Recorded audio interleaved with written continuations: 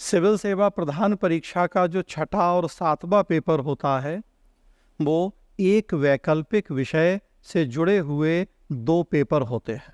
आपको बहुत सारे वैकल्पिक विषयों का ऑप्शन दिया जाता है, कोई एक वैकल्पिक विषय आपको चुनना होता है।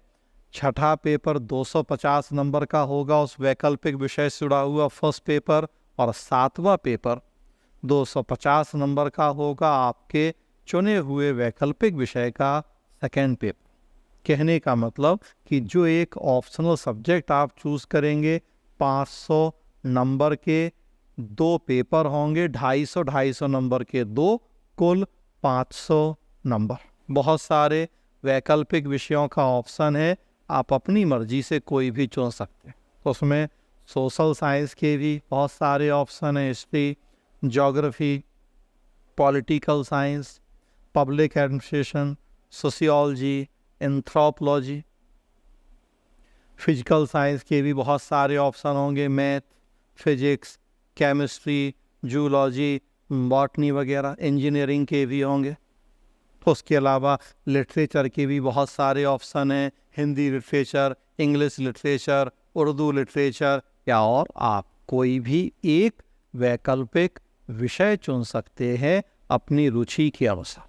जब आप सिविल सेवा परीक्षा की तैयारी शुरू करते हैं तो ये एक बड़ा चैलेंज भी होता है आपके सामने कि आप किस विषय को वैकल्पिक विषय के रूप में चुनें।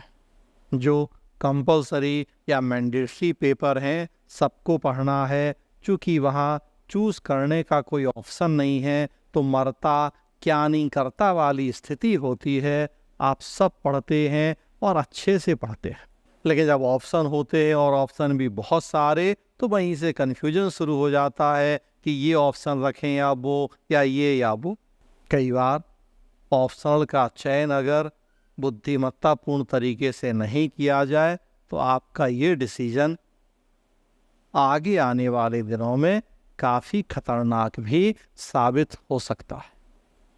ऑप्शनल चूज करते समय कुछ महत्वपूर्ण मापदंड या पैरामीटर्स होते हैं, उनको ध्यान में रखते हुए आप अपने ऑप्शनल का चयन कर सकते हैं। जैसे एक पैरामीटर ये है कि किस ऑप्शनल का सिलेबस कितना है। बहुत बड़े सिलेबस वाले ऑप्शनल की सलाह नहीं दी जाती, क्योंकि जीएस ऑलरेडी इतने बड़े सिलेबस को समेटे है कि अब ऑप्शनल भी आप बहुत बड़े सिलेबस का रख लें तो औचित्य नहीं है। दूसरा, हमें ये देखना होता है कि जो ऑप्शनल आप चूज़ कर रहे हैं उसका जीएस और एसए में कितना रोल है।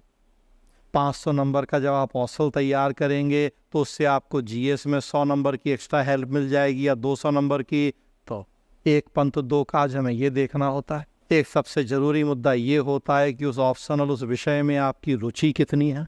दूसरे के कहने पे आपने कोई ऑप्शन रख लिया, आपका उसमें पढ़ने में मन ही नहीं लग रहा, आपको रुचि ही नहीं आ रही, तो एग्ज़ाम तो आप ही देने जाएंगे, कैसे करेंगे। तो यहाँ आके आपको केवल अपने आप डिसीजन लेना है, दूसरों की सलाह लें, सुने सबकी, करें अपने मन की कि वास्तव में जिस विषय में आपको रुचि हो, जिस विषय को पढ़ने का मन करे वो रखना है। हाँ, सिलेबस बड़ा छोटा भी देखें आप, छोटा अच्छा है। जीएस में कितना योगदान है उसको भी देखें आप। आपका एकेडमिक बैकग्राउंड क्या है आप उसे भी देख सकते हैं।